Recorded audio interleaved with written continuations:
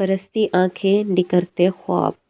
سلام چچی جان، کیا بنا ہے آج دوپہر کھانے میں؟ عمر کا بھوک کے مارے برا حال ہو رہا تھا۔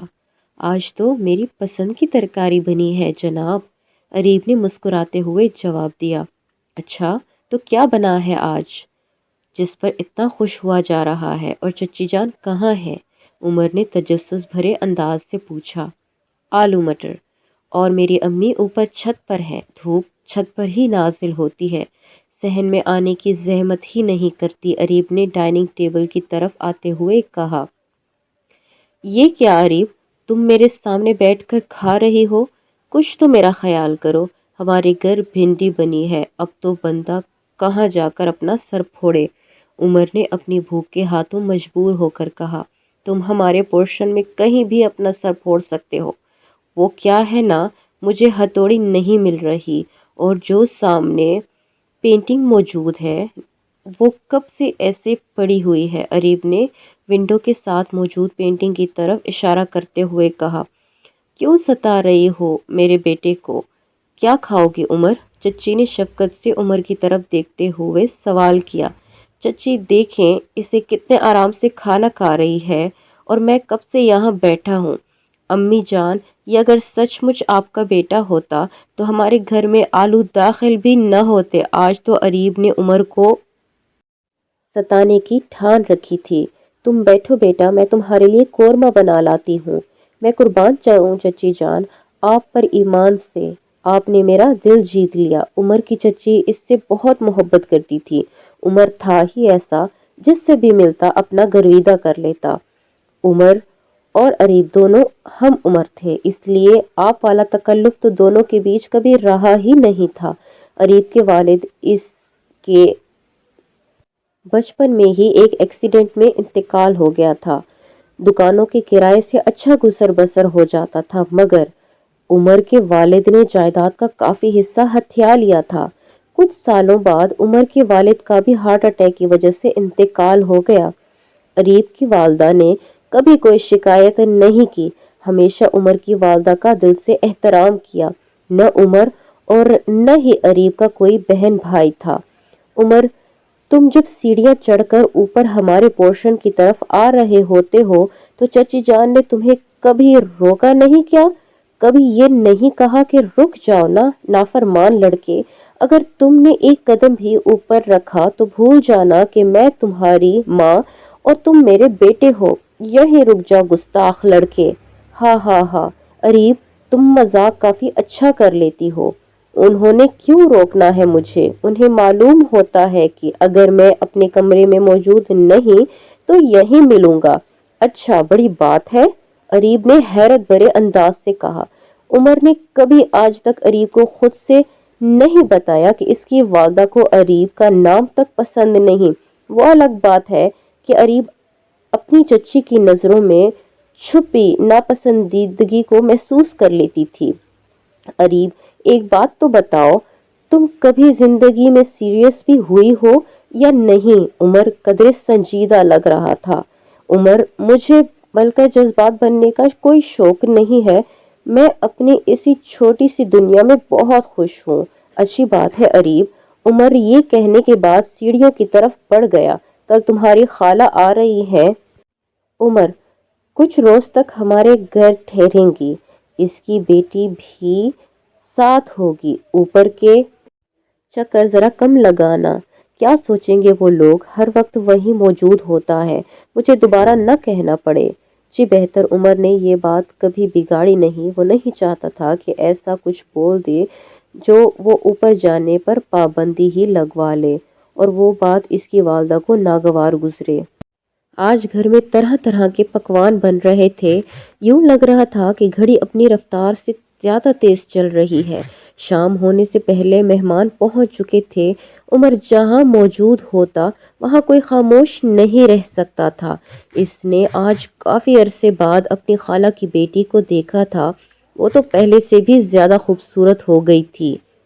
خاموش تو وہ بچپن سے ہی تھی، مگر عمر کوئی نہ کوئی بات کر کے اس کی خاموشی توڑ دیتا تھا، کافی گہرائی رکھتا تھا عمر اپنی باتوں میں، مگر اریب کے سامنے وہ یکسر تبدیل ہو جاتا تھا۔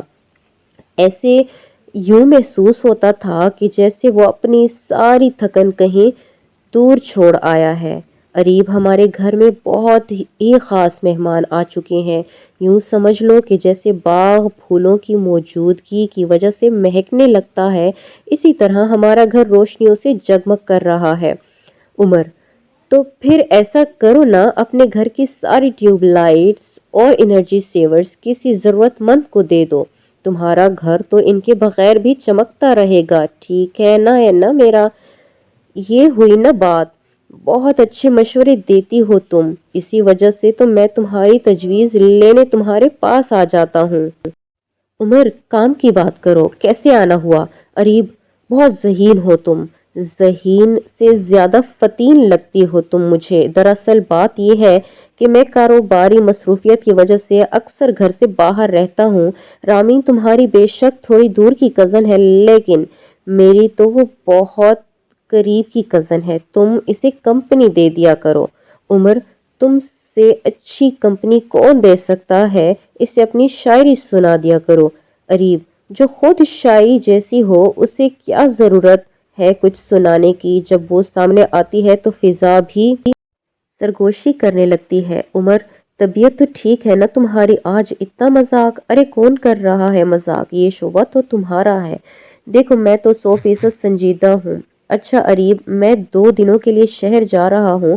عمر یہ کہنے کے بعد اپنی چچی سے ملا اور گھر سے سفر کے لیے روانہ ہو گیا۔ عمر: کیسا لگتا ہے تمہیں اریب؟ رامین عمر کے جانے کے بعد اس کے پورشن میں آ گئی تھی۔ ٹھیک ہی لگتا ہے، یہ کارڈ دینا تو اس کی عادت ہے، کوئی ناراض ہے تو کارڈ، سالگرہ کے موقع پر کارڈ، اور کامیابیوں کے ملنے پر بھی کارڈ۔ رامین ایسا ویسا کچھ نہ سمجھ لینا۔ اریب نے اپنے کمرے میں پڑے ہوئے کارڈز کے ڈھیر کی وضاحت کرتے ہوئے کہا، کیونکہ کارڈز کے سامنے ہی عمر کا نام لکھا ہوا تھا جو رامین نے پڑھ لیا تھا۔ اچھا رامین، اب یہ بتاؤ تمہیں کیسا لگتا ہے عمر؟ وہ بہت اچھے انسان ہیں اریب، مجھ سے بہت محتاط لہجے میں بات کرتے ہیں، ان پر اعتماد کیا جا سکتا ہے اور بھروسہ بھی کیا جا سکتا ہے۔ انہوں نے مجھے کل ہی بتایا کہ اس دنیا میں ایک لڑکی ہے جس کا وہ بہت احترام کرتے ہیں، اور اس سے محبت تو بچپن سے ہی ہو گئی تھی انہیں۔ جب بھی انہیں کوئی کاروباری پریشانی ہوتی ہے تو وہ اس کے پاس 2 گھڑی جا کر بیٹھ جاتے ہیں اور یوں ہر فکر غائب ہو جاتی ہے، کوئی الجھن باقی نہیں رہتی، اور وہ لڑکی کوئی اور نہیں، تم ہو اریب۔ اریب نے سنا تو تھا مگر پیروں کے نیچے سے زمین نکل جاتی ہے، مگر آج اس تجربے سے خود کو گزرنا پڑا تھا۔ عمر نے تو کبھی ظاہر نہیں ہونے دیا، اور اگر بات اس کا علم عمر کی والدہ کو ہو گیا تو وہ گھر سر پر اٹھا لیں گی۔ نہیں عمر، ایسا نہیں ہو سکتا۔ اریب نے خود کو یہ کہتے ہوئے سنا، میں عمر کی شادی تمہاری بیٹی رامین سے کرنا چاہتی ہوں۔ آج سے رامین میری بیٹی ہے۔ دونوں بہنوں نے اپنے بچوں کا رشتہ پکا کر دیا تھا۔ اریب: کہاں غائب ہو؟ یہ دیکھو میں مٹھائی لے کر آئی ہوں۔ السلام علیکم چچی جان، یہ مٹھائی کس خوشی میں؟ اریب: میں نے عمر کی بات پکی کر دی ہے رامین کے ساتھ۔ پلیٹ اریب کے ہاتھوں سے گرتے گرتے بچی۔ ذرا سنبھل کے چلو اریب، ابھی تو تم نے شادی کی تیاریاں بھی کرنی ہیں۔ اریب کی چچی اپنی خوشیوں کی مٹھائی اریب کے ہاتھوں میں تھما کر چلی گئی۔ اریب کی آنکھوں کے کناروں سے آنسو بہنے لگے۔ عمر اس سب سے بے خبر تھا۔ عمر کی گاڑی کا ہارن سنتے ہی اریب نے نیچے جانے کا فیصلہ کیا۔ وہ عمر سے بات کرنا چاہتی تھی۔ ابھی اریب نے سیڑھی پر قدم رکھا ہی تھا کہ اس کا پاؤں پھسل گیا۔ 1 سیکنڈ میں وہ کہاں سے کہاں پہنچ گئی۔ عمر نے گھر پہنچتے ہی اریب کو خون میں شرابو پایا۔ اریب! بے ساختہ عمر نے اسے پکارا۔ بریف کیس عمر کے ہاتھ سے گر گیا۔ عمر نے اریب کو اٹھایا اور گاڑی کی طرف تیزی سے بڑھنے لگا۔ آنکھیں کھولو اریب پلیز۔ عمر نے اتنا ہنسنے مسکرانے والی لڑکی کو ایسی حالت میں تو کبھی نہیں دیکھا تھا۔ سامنے سے رامین بھی آ رہی تھی۔ اس کے لیے یہ منظر ناقابل یقین تھا۔ میں بھی چلتی ہوں عمر آپ کے ساتھ۔ ہاں ٹھیک ہے، تم بھی چلو۔ ہسپتال پہنچتے ہی عمر نے اریب کو ایمرجنسی وارڈ میں داخل کروایا۔ عمر کی شرٹ پر جگہ جگہ سرخ خون تھا۔ اریب کے سر پر شدید چوٹیں آئی تھیں۔ عمر بے چینی سے ادھر ادھر ٹہلنے لگا۔ مجھے معاف کر دیں عمر، آپ کے منع کرنے کے باوجود بھی میں نے سب بتا دیا اریب کو، اور اوپر سے آپ کی اور میری بات بھی پکی ہو گئی ہے۔ یہ کیا بول رہی ہو تم؟ مجھ سے پوچھے بنا اتنا کچھ ہو گیا؟ مجھے صرف ایک فون کال پر اطلاع دی جا سکتی تھی۔ میں نے یہ بات طریقے سے کرنی تھی اریب سے۔ مجھے معلوم تھا پہلے وہ راضی نہیں ہوگی، میری امی کی وجہ سے انکار کرے گی، مگر میں منا لیتا اسے۔ میرے آنے کا تو انتظار کیا ہوتا رامین۔ میری دعا ہے کہ اریب کو کچھ نہ ہو۔ رامین کی گھبراہٹ میں اب اضافہ ہونے لگا تھا۔ ہاں دعا کرو اسے کچھ نہ ہو۔ اگر اسے کچھ ہو گیا تو تم عمر کی بھی موت کی دعا کرنا۔ یہ کیسی دعا کرنے کا کہہ رہے ہو آپ عمر؟ سوری، مریض کو تو بچا لیا گیا ہے مگر وہ کومے میں جا چکی ہے۔ کب تک ہوش آئے گا کچھ بتایا نہیں جا سکتا۔ عمر کو سمجھ نہیں آ رہا تھا کہ وہ اریب کے زندہ ہونے کا جشن منائے یا افسوس کرے اس کی بند آنکھوں کا جو نہ جانے کب کھلتی تھیں۔ رامین کچھ دنوں کے بعد اپنے گھر چلی گئی۔ اریب اب گھر واپس آ چکی تھی مگر اب نہ تو عمر سے جھگڑا کرتی نہ ہی مسکراتی، مگر عمر روزانہ اس کے پاس بیٹھتا۔ اریب اٹھ جاؤ، دیکھو میں تمہارے لیے کارڈ لے کر آیا ہوں۔ کارڈ پر اسمائل پلیز لکھا ہوا تھا۔ میں تو صرف تم سے باتیں کرتا تھا، اب کون مجھے ستایا کرے گا؟ خاموشی سے مجھے اب وحشت ہونے لگی ہے۔ آج 18 دن ہو گئے ہیں، کب تک مجھ سے روٹھی رہو گی؟ کچھ دنوں کے بعد عید ہے، غصہ چھوڑ دو پلیز۔ اتنے میں عمر کی چچی وہاں آ گئیں۔ بیٹا یہ اب کبھی نہیں جاگے گی، ایسا نہ کہیں چچی جان، آپ کو معلوم ہے نا کہ اسے عادت پڑ گئی ہے مجھے ستانے کی، یہ جاگے گی، ضرور جاگے گی۔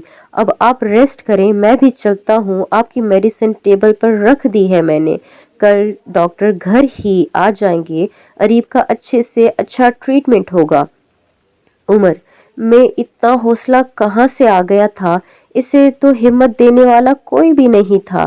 زندگی جب ہمیں مشکلات بخشتی ہے تو ہمارے اندر صبر بھی آ جاتا ہے اور حوصلہ بھی۔ جینا پڑتا ہے دوسروں کی خاطر جن سے ہم محبت کرتے ہیں۔ عمر بھی یہی کر رہا تھا۔ آج عمر کو وہ مثل یاد آ گئی جو اریب نے اسے تب سنائی تھی جب کسی ضروری کام کی وجہ سے وہ اس قدر مصروف تھا کہ اریب کو اس کی سہیلی کے گھر لے کر نہ جا سکا۔ ال جاؤں بل جاؤں، جلوے کے وقت ٹل جاؤں۔ اریب کیا مطلب ہے اس محاورے کا؟ جناب اس کا مطلب یہ ہے کہ یوں تو صدقے قربان جاتے ہیں لیکن وقت پڑنے پر شکل بھی دکھائی نہیں دیتے۔ سوری اریب، دوبارہ ایسا نہیں ہوگا، جب بھی کوئی مشکل آئے گی عمر تمہارے ساتھ ہوگا۔ دیکھتے ہیں عمر، ایسی مشکل پڑنے دو پھر پوچھوں گی۔ ہاں چاہے آزما لینا۔ آج وہ وقت آ گیا تھا جب اریب کو عمر کی ضرورت تھی۔ میرے بیٹے کب تک اس زندہ لاش کی عیادت کو جاتے رہو گے؟ وہ مر ہی جاتی تو اچھا تھا۔ امی خاموش ہو جائیں، آپ کا دل نہیں کانپتا کیا؟ آپ کی اپنی اولاد بھی ہے، یہ سب میرے ساتھ بھی ہو سکتا تھا۔ اللہ نہ کرے تمہیں کچھ ہو، جس کے ساتھ ہونا تھا ہو گیا ہے۔ امی آج کے بعد آپ اریب کا ذکر نہیں کریں گی۔ اگر دعا نہیں دے سکتی آپ تو اسے پلیز بددعا بھی نہ دیں۔ عمر یہ کہنے کے بعد گھر سے باہر چلا گیا تھا۔ لامحدود سی خاموشی اسے بے سکون کر رہی تھی۔ کوئی ایسا طریقہ نہیں بچا تھا جس کو استعمال میں لا کر وہ اریب سے بات کر سکے۔ وہ بہت ہمت اکٹھی کرتا خود میں اریب کے سامنے جاتا اور اس سے ملنے کے بعد پھر سے بکھر جاتا۔ جہاں ایک طرف اریب پر طویل نیند طاری تھی تو دوسری طرف عمر بے خوابی کی تکلیف سے مبتلا تھا۔ رات کے کسی بھی پہر اچانک اس کی آنکھ کھل جاتی۔ اسے خوف تھا کہ کہیں اریب اس سے دور نہ چلی جائے۔ ابھی تو اریب اس کی آنکھوں کے سامنے تھی مگر اگر اسے کچھ ہو گیا تو پھر اس کا کیا ہوگا؟ یہ پریشانی عمر کو اذیت دے رہی تھی۔ چچی جان، یہ ڈریس میں اریب کے لیے لے کر آیا ہوں، اسے پہنا دیجیے گا، میں شام میں آؤں گا۔ عید والا ڈریس الگ موجود ہے شاپنگ بیگ میں۔ وہ ڈریس ریڈ کلر کا ہوگا۔ عمر کی آنکھیں یہ کہنے کے بعد دھندلا گئیں۔ وہ اب اپنے کمرے میں موجود تھا۔ اسے اریب کی کہی بات یاد آ رہی تھی۔ میں عید پر ریڈ کلر کا سوٹ پہنوں گی۔ بہت خوب اریب، اور پھر ہم تمہاری شادی کر دیں گے، دلہن لگو گی ریڈ کلر کے سوٹ میں۔ ہاں ہاں ہاں، مجھے پسند ہے ریڈ کلر۔ ریڈ کلر تو محبت کی علامت ہوتا ہے۔ ہاں ٹھیک کہا تم نے، ریڈ کلر محبت کی ہی علامت ہوتا ہے۔ عمر نے آج اریب کی خواہش تو پوری کر دی تھی، مگر وہ آج بھی خاموش تھی، بالکل خاموش۔ اریب، چاند رات مبارک ہو۔ میں نے سوچا پہلے یہ والا عید کا چاند دیکھ آتا ہوں جو مجھ سے ناراض سا ہے، آج کل مانتا ہی نہیں۔ جناب، محبت جو ہو گئی ہے آپ سے، اب آپ کے ستم تو برداشت کرنے پڑیں گے۔ عمر نے ابھی اتنا ہی کہا تھا کہ اریب کی آنکھوں سے آنسو بہنے لگے۔ کیا ہوا اریب، تم رو کیوں رہی ہو؟ عمر نے اریب کے آنسو صاف کرتے ہوئے سوال کیا۔ آج کتنے دنوں کے بعد اریب کی طرف سے کوئی جواب ملا تھا۔ عمر نے ڈاکٹر کو کال کر کے بلایا۔ ایسے مریضوں کا ذہن تو جاگ رہا ہوتا ہے، مگر ابھی بھی کچھ نہیں کہا جا سکتا۔ ڈاکٹر صاحب پلیز اسے مریض نہ کہا کریں، اسے اریب کہا کریں، یہ مریض نہیں، اریب عمر ہے۔ سوری عمر صاحب، اریب کی کنڈیشن پہلے سے تو بہتر ہے، مگر ہوش کب تک آئے گا یہ تو میں بھی نہیں جانتا۔ دعا کریں کہ آپ سب کی جلدی سے اریب ٹھیک ہو جائے۔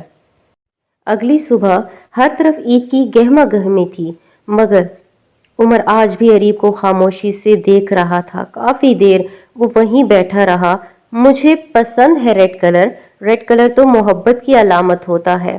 سرخ رنگ اور ہر طرف بکھری خاموشی، سناٹا تو عمر کے اندر قیام کر چکا تھا۔ عید مبارک اریب۔ عمر اس سے زیادہ بات نہ کر سکا۔ اریب کو ریڈ کلر کے سوٹ میں دیکھ کر عمر کو اریب سے کہے ہوئے الفاظ یاد آ گئے۔ عمر ذہین تھا، پرکشش تھا، خوش مزاج تھا اور مشکل انسان بھی تھا۔ یہ وہی وجہ تھی کہ وہ بڑی آسانی سے اپنے دل کی بات چھپا گیا تھا۔ عمر کسی کو بھی دکھ میں نہیں دیکھ سکتا تھا، اور یہاں تو بات اریب عمر کی تھی۔ عمر کے دادا جان کا نام بھی عمر تھا۔ گھر میں دو ہی بچے تھے، اس لیے دونوں کے نام کے ساتھ ان کے دادا کا نام جڑ گیا تھا۔ یوں بچپن سے ہی اریب کسی نہ کسی طرح عمر نام سے منسوب ہو گئی تھی۔ اریب کی والدہ نے اوپر سے عمر کو آزادی، وہ بار بار عمر کا نام لے رہی تھیں۔ عمر اگلے لمحے ان کے پاس موجود تھا۔ عمر بیٹا، اریب کو ہوش آ رہا ہے، جلدی سے ڈاکٹر کو کال کر کے گھر آنے کا کہہ دو۔ ڈاکٹر نے آ کر چیک اپ کیا، اریب کو تمام مشینوں سے آزاد کر دیا تھا۔ اب خطرے کی کوئی بات نہیں ہے، ان کی خوراک کا خاص خیال رکھنا ہوگا، کمزوری کی وجہ سے اٹھنے بیٹھنے میں کچھ دنوں کے لیے دقت ہوگی۔ اریب کی والدہ کو اگر عمر کا سہارا نہ ملتا تو آج ان کی حالت تسلی بخش نہ ہوتی۔ اللہ کا شکر ہے میری بیٹی کو ہوش آ گیا۔ اریب کی والدہ نے اپنی بیٹی کا ماتھا چوما۔ اریب کی چچی نے اس سے معافی مانگ لی۔ اریب نے ان کے ہاتھوں کو اپنے چہرے سے لگا لیا۔ چچی جان، بڑے چھوٹوں سے معافی نہیں مانگتے۔ اریب کی چچی نے اسے اپنے گلے سے لگا لیا۔ عمر کی والدہ کو احساس ہو گیا تھا کہ عمر کی خوشی اریب کے ساتھ ہی ہے۔ اریب، میں تمہارے لیے سوپ بنانے جا رہی ہوں، اب تمہارے کھانے پینے کی ذمہ داری میری ہے۔ اریب کی چچی یہ کہتے ہوئے اپنی دیورانی کو ساتھ لے کر کمرے سے باہر چلی گئیں۔ اب وہاں صرف عمر موجود تھا، جو نہ جانے کب سے اپنے آنسوؤں کو ضبط کر کے خاموشی سے دیوار کا سہارا لے کر کھڑا ہوا تھا۔ عمر، کیا ہوا؟ تم رو کیوں رہے ہو؟ سب نے اپنی اپنی بات کہی اور تم تب سے خاموش کھڑے ہو، اور میں جانتی تھی کہ ان سب کے جانے کے بعد تم رو پڑو گے۔ اچھا تو تم سب جانتی ہو؟ عمر اریب کے پاس آ کر بیٹھ گیا۔ ہاں، سب جانتی ہوں۔ ویسے مجھے سمجھنے میں کافی دیر نہیں کر دی تم نے۔ عمر، تم تو ریاضی کا سوال ہو، جسے جتنا سلجھایا جائے وہ اتنا پیچیدہ ہوتا جاتا ہے، اور تم جانتے ہو کہ مجھے ریاضی کتنی مشکل لگتی ہے۔ دونوں بے اختیار ہنس پڑے۔ یہ ریڈ سوٹ کہاں سے آیا ہے عمر؟ میڈم یہ عید کے روز پہنا تھا آپ نے۔ عمر یہ بہت خوبصورت ہے، کون لے کر آیا تھا؟ وہی جو آپ کے سامنے بیٹھا ہوا ہے۔ میں کتنے دنوں سے بے ہوش پڑی ہوں؟ پورے 2 ماہ سے۔ کیا اتنا وقت گزر گیا؟ جی محترمہ، آپ نے تو مجھے پریشان ہی کر دیا تھا۔ میں پھر بھی روز آپ کی خدمت میں حاضر ہوتا تھا، باتیں بھی کرتا تھا۔ عمر تم نے شادی نہیں کی؟ نہیں، اب کروں گا۔ کس سے؟ اریب عمر سے۔ ارے یہ کیا، تم تو رونے لگ گئی ہو۔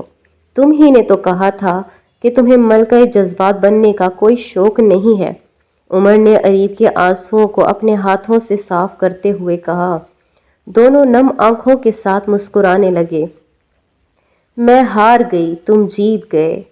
دن خاموشی سے کتنے بیت گئے۔ نمی آنکھوں کی یہ کہتی ہے تمہاری محبت ان میں رہتی ہے۔ اریب آج عمر کی محبت کے سامنے ہار گئی تھی۔ جتنا خیال عمر نے اریب کا رکھا اتنا شاید ہی کوئی رکھ پاتا۔